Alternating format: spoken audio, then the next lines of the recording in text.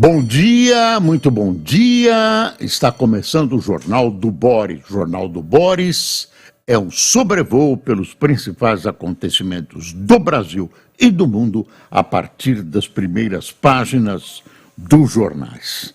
Hoje temos muitas notícias, muitos acontecimentos, coisas importantes que nesta segunda-feira estão dominando as primeiras páginas dos jornais. Olha, na questão de Israel e o Hamas, ontem o ministro das Relações Exteriores dos Estados Unidos, o secretário de Estado, como se chama lá, Blinken, conversou com Netanyahu, saiu todo dizendo otimista e tal. Parece que as coisas não são tão otimistas.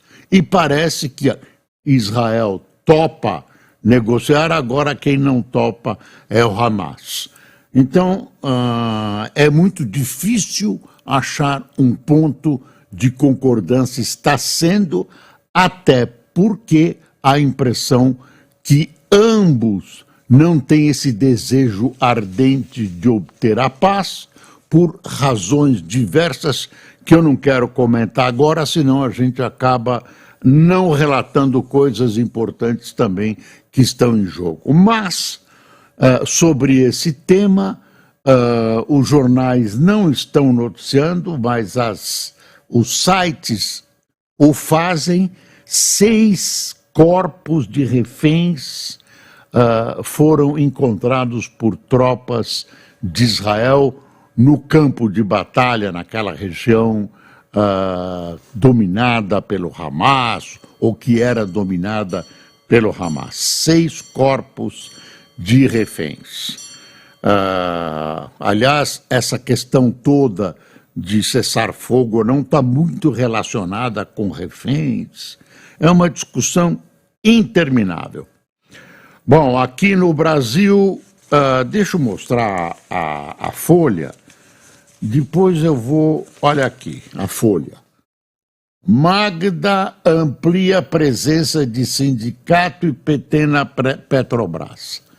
Quer dizer, a Petrobras, que é uma empresa técnica, ela tem uma política, ela obedece uma política nacional de controle e, enfim, relação com outros países, etc., de petróleo. Claro que tem um fundamento político atrás disso.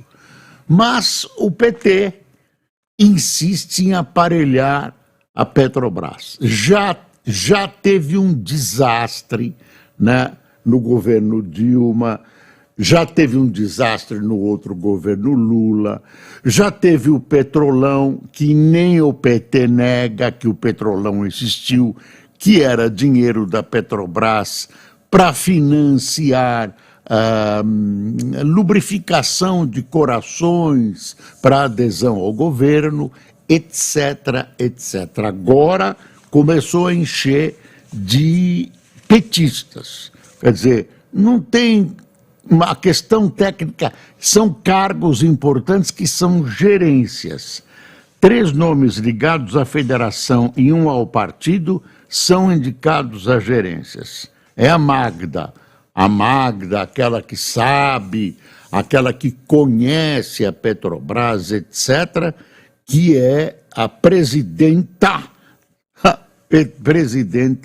fazia tempo que eu não falava isso, da Petrobras. Aí dá os nomes das pessoas que são. Magda também trouxe para a assessoria da presidência da estatal Gilles Azevedo, integrante do PT e ex-chefe do gabinete da ex-presidente Dilma Rousseff. O Planalto já havia implicado a indicação do diretor financeiro da companhia. Aí a companhia passa a fazer o que o Lula quer. Inclusive, eu não sei se vão ter coragem de fazer isso de novo, porque o jogo está manjado, inclusive aproveitando a riqueza da Petrobras para ações de caráter político, né? Político com entre aspas, era aquilo que eu disse, lubrifica, a Petrobras serviu para lubrificar corações de deputados e senadores. O Estadão, aqui, mostra uma foto, democratas unidos por Câmara e divididos por Gaza. Os democratas estão fazendo a sua convenção. A Câmara, ontem, o presidente, que é o grande homenageado, Biden, tem serviços prestados ao Partido Democrata, ficou velho, né? Mas é respeitado, é influente, é presente. Ontem ele falou, né? Ele foi homenageado, enfim, foram dadas as devidas reverências a ele e, de surpresa, a Câmara falou. Quer ver, a Convenção Democrata, ao final da qual Kamala Harris será confirmada quinta-feira como candidata, começou ontem. A exaltação unânime dos líderes do partido destoou da divisão exposta fora do evento por manifestações violentas sobre a guerra em Gaza. Essa história, alguns democratas apoiam a posição do governo de apoio a Israel, outros são contra, e ontem teve manifestações mesmo dos democratas que lá estavam e tal. Isso faz parte, e a Câmara vai ter que se equilibrar, pelo menos neste momento, nessa questão Israel versus Hamas. Mas o nome dela está garantido e ela tem levado a sua candidatura presidencial a subir nas pesquisas, até em estados importantes. Mas a gente sabe que a eleição americana obedece a princípios diferentes dos nossos, não é o candidato que tem o total de mais votos no país. É estado por estado, e dessa eleição de estado por estado forma-se um conselho, um conselho que vai eleger o presidente por via indireta.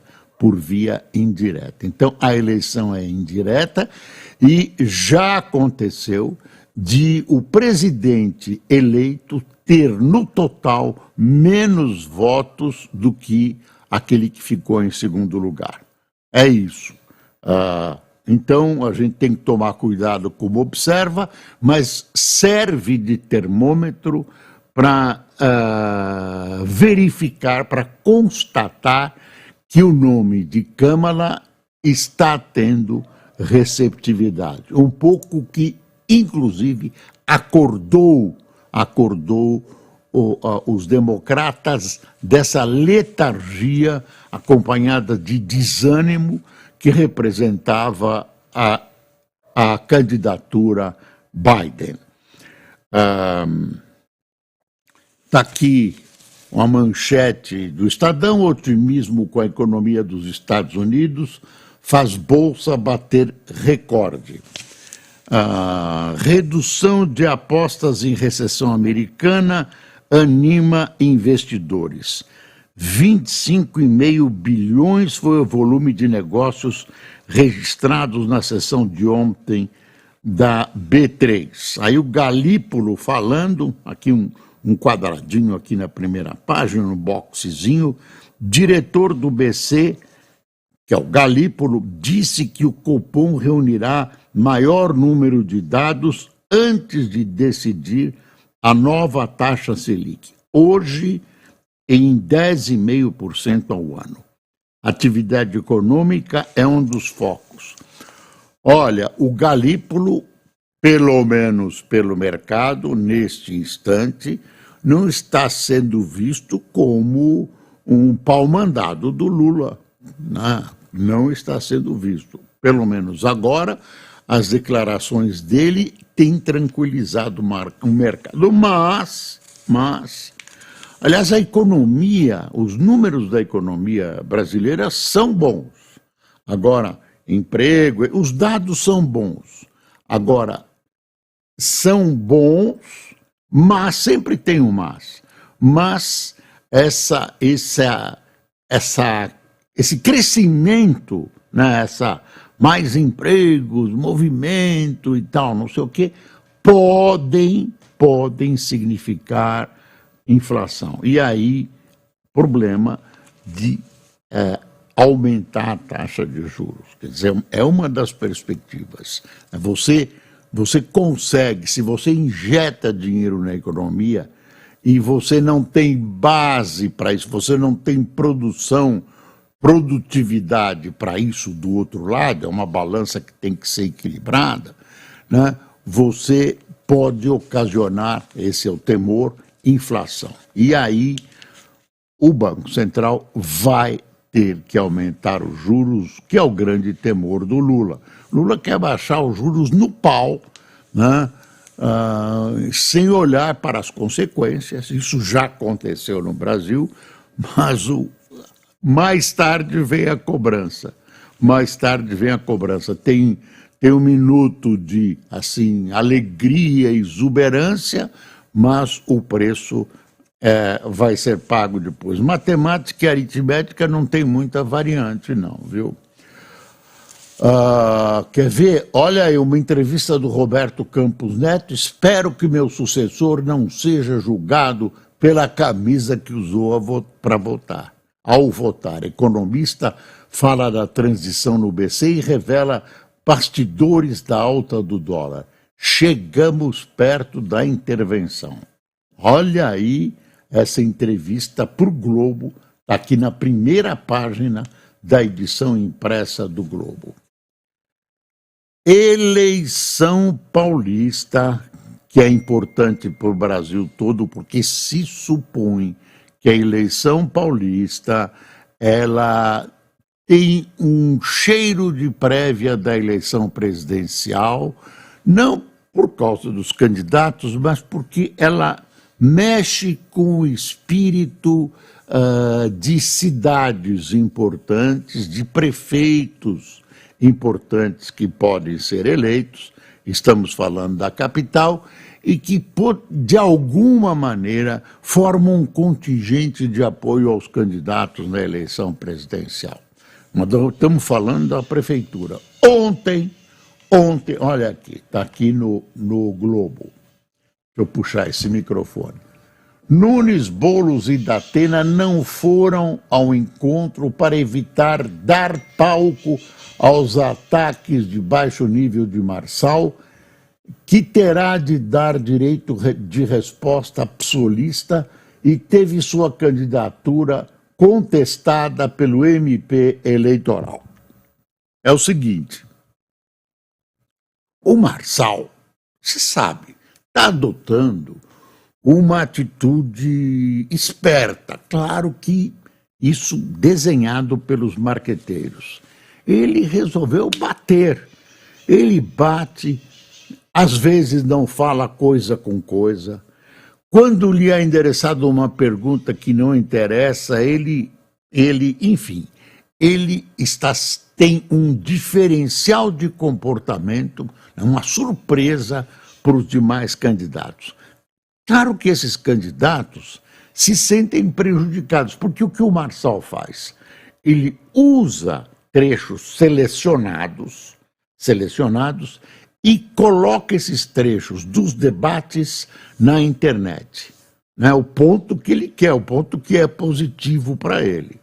Então, a internet está inundada de propaganda do senhor Marçal e os outros candidatos sentiram isso. O Marçal tem o domínio que os demais candidatos não têm da internet. Então, de repente, eles perceberam o Datena ontem disse que foi a assessoria dele que ele obedece, as assessorias perceberam que isso dá um ganho ao Marçal. Aí o Marçal, olha, presta atenção nesse candidato.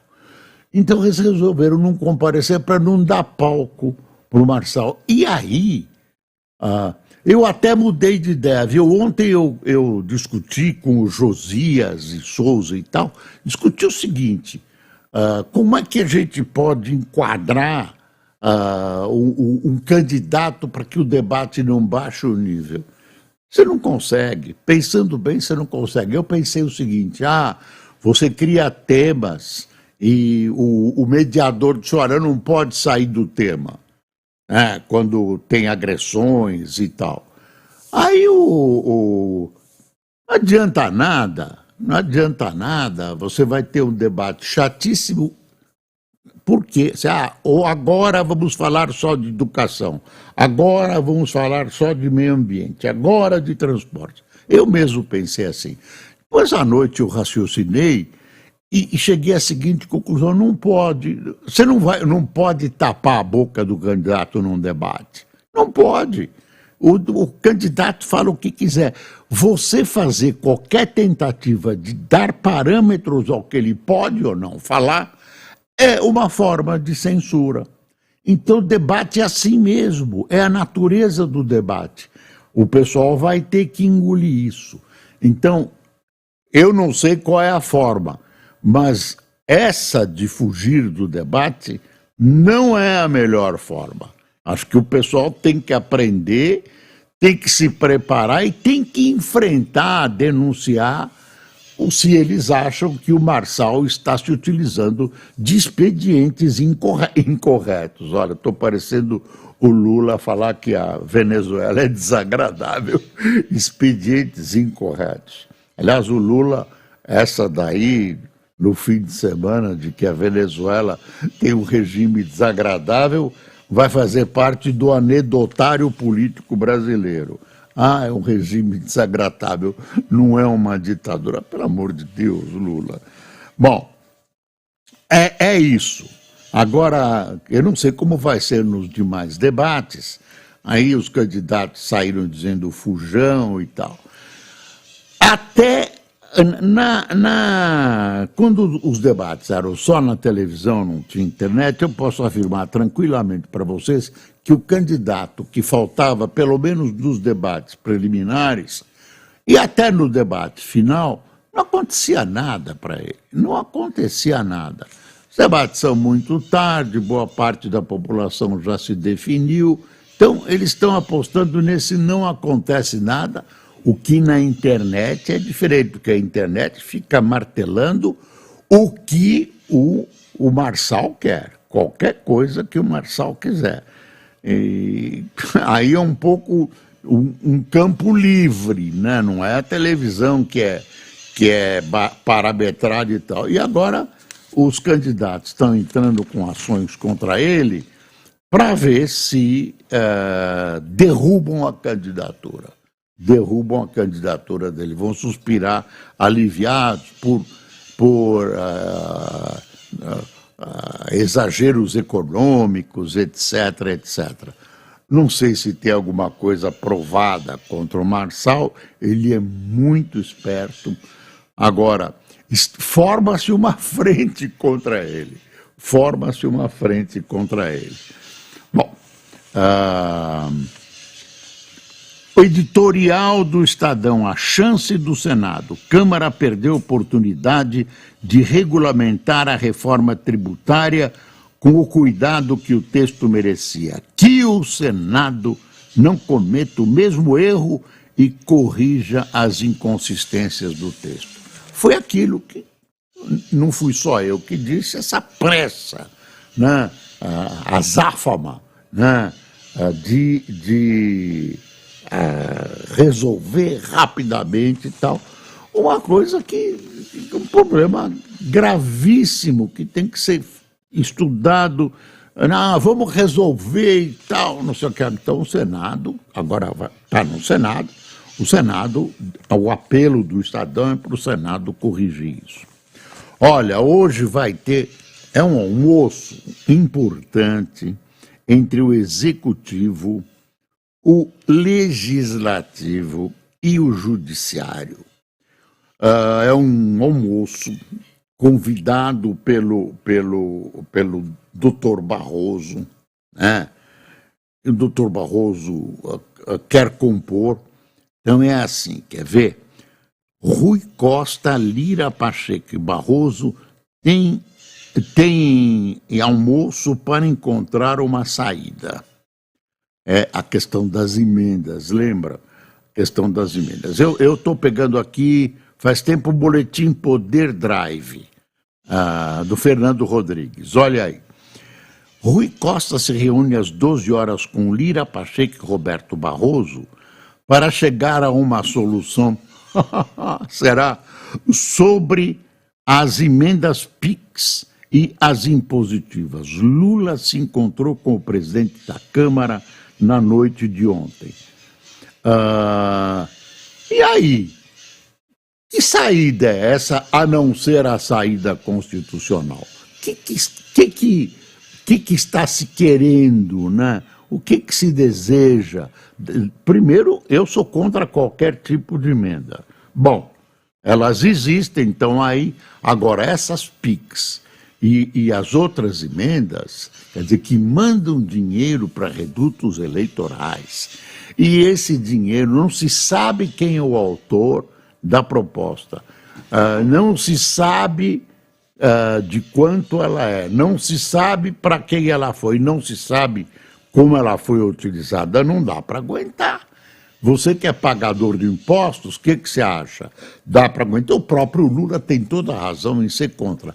Até porque esse sistema tirou dele uma moeda de troca. Tirou do executivo, e devia pertencer ao executivo. O parlamento espertamente arrastou isso para o seu lado, e essas emendas não permitem mais que as escolhas sejam feitas pelo executivo, que o executivo tenha uma visão macro, deve ter pelo menos uma visão macro da aplicação de dinheiro, né? E os deputados têm uma visão político-eleitoral, até podem fazer boas coisas, mas não consta que tem sido feito boas coisas. Cada um defende o seu reduto eleitoral. O cara não vai fazer uma obra enterrada de esgoto, enfim, ou um hospital que demora um tempão. São obras que resultam em consequências supostamente eleitorais. E, de vez em quando, dizem as más línguas, ainda sobra uma graninha de ajuda das pessoas que foram beneficiadas à eleição ou reeleição de deputados, senadores, campanhas para prefeito, etc., etc. É assim, é assim. Agora, eles vão sentar e decidir? Decidir o quê? Eu tenho falta de imaginação, de repente eu não sei se vão fazer uma gambiarra. Agora, tem que permanecer constitucional. Tem que permanecer constitucional. É uma crise, porque está faltando combustível para esse pessoal exatamente em período eleitoral. Eles não estão pedindo muito, estão pedindo para saber quem recebeu, para quem enviou e como foi usado. Não é pedir muito, é pedir o mínimo que um país, né, que um governo tem que, um governo, ou que a União, né, que o executivo tem que mostrar para o seu eleitor que história é essa. Bom, deixa eu ver aqui. São Paulo terá onda de calor seguida de chuva e frio até o próximo domingo. Se você abrir os jornais, ainda tem Silvio Santos, o enterro foi ontem, no cemitério israelita do Butantã. Tem aqui ainda a presença do Silvio Santos. Um jornal mais conservador, que é, deixa eu ver, não, esse é o Correio Brasiliense. Jornal mais conservador, que é, deixa eu ver, Correio do Povo, de Curitiba, tem uma matéria mostrando que as esquerdas partiram para o pau com a morte do Silvio Santos. Por diversas razões, segundo coloca a Gazeta do Povo de Curitiba. Eu tinha ela aqui acertado. Você vê que eu tenho uma luta constante com o computador. Depois que acaba, eu aqui, acho que está. A Gazeta do Povo, achei. Olha, venci este round. Quer ver que tem um artigo de primeira página aqui, que mostra que grande parte da esquerda, as figuras de esquerda que destilaram ódio após a morte de Silvio Santos. Na verdade, Silvio Santos não se prestava à difusão do marxismo, nem dessas ideias malucas de fazer a revolução, etc., etc., que predominam em algumas áreas da esquerda. Quer ver? De tempos em tempos, geralmente depois de perder uma eleição presidencial, a esquerda brasileira resolve fazer uma autocrítica para tentar descobrir por que tem dificuldade de conquistar a lealdade dos brasileiros. A reação de algumas figuras públicas à morte de Silvio Santos mostra que parte da esquerda ainda não entendeu o problema. O dono do SBT será lembrado muito mais pelas virtudes do que pelos defeitos. Ele era visto por milhões de brasileiros como um membro da família, carismático, alegre e generoso.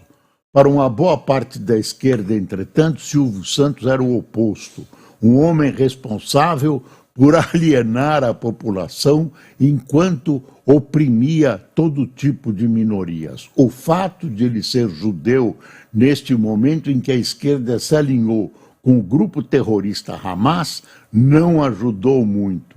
E aí, vamos adiante, né, com essa coisa da ignorância. Aliás, se você conhece a literatura de Marx, a questão judaica do Marx, Marx era judeu e antissemita ao mesmo tempo. Você lê a questão judaica, que é um livro que eu recomendo que você leia, porque é uma coleção de bobagens, de antissemitismo. Você pode comparar o Mein Kampf do Hitler, viu? Pode comparar tranquilo. Quer saber? É pior que o Mein Kampf. O que ele diz lá é pior que o Mein Kampf. Protestos expõem divergências na abertura da convenção. Teve aquele tiroteio em Vila Isabel, no Rio de Janeiro. A polícia diz que é um tiroteio entre facções, eu não sei. Mas é duro isso. Segurança pública aqui está um horror, está uma vergonha. Segurança pública no Brasil está uma vergonha. Professor Lewandowski, não adianta, tem que sair do papel rápido. Enquanto o senhor escreve, enquanto o senhor, claro, pode ser até, eu não vi o plano ainda, mas pode ser até maravilhoso, mas é a longo prazo, precisa-se de um plano a longo prazo. Mas tem um agora, as pessoas querem sair na rua, etc, etc. Despesa com seguro-desemprego e abono deve subir 35% em 4 anos. E aí o Estadão faz um outro editorial chamado Reforma Administrativa de Fachada. Ministra Esther Dweck publica portaria com diretrizes frouxas para a reestruturação de carreiras, sem engajar o governo Lula em reforma administrativa para melhorar os serviços públicos. Imagine se o governo Lula vai fazer isso. Tem compromissos com setores do empresariado. Olha, tem um super iate de luxo que afundou na Itália com 22 pessoas a bordo e até agora não acharam o empreendedor inglês, o Mike Lynch, e a sua filha Hannah. Iate, viu? E estamos chegando ao fim. Tem a Superlua que está aí, enfim. A União pode perder 44 bilhões por ano se renegociar a dívida dos estados. 5 são mortos em ataque naquela praça. E celulares roubados vão para as favelas chefiadas pelo PCC. E o PCC, senhores governadores e senhor presidente da República, não fizeram nada contra o PCC? Bom, vamos ver quem tomou cafezinho conosco. E Alcir Piloneto, Neuza Januzzi, Maria Valéria, Lídia Machado, Sônia Cristina, Oswaldo Barreto, Reginaldo Miguel, Elison Dias, Gildete Rodrigues, Emily Vitória, Silvério dos Reis é sacanagem, Cássio. De repente está o espírito dele ouvindo Silvério dos Reis. Isso é a história do Tiradentes. Lucas Vandor, Renato Cristofolin, Gustavo Betil Obétio, Eldo Serafim, de Aperibe, Rio de Janeiro, Richard Borba, da Bahia, Renan Poggi, de Buenos Aires, na Argentina. Obrigado por você escrever Argentina embaixo de Buenos Aires. É claro, a gente não sabe de tudo. Luiz Saraiva, de Franco da Rocha. Luiz Saraiva, de Franco da Rocha. Pessoal, muito obrigado por sua atenção e amanhã vamos ter muita história para contar aqui no Jornal do Boris. Eu não posso falar de tudo, mas acho que o principal foi para você pensar, não é para você concordar comigo, é para você exercitar o seu pensamento de cidadão e a sua visão de política. Tenha um bom dia.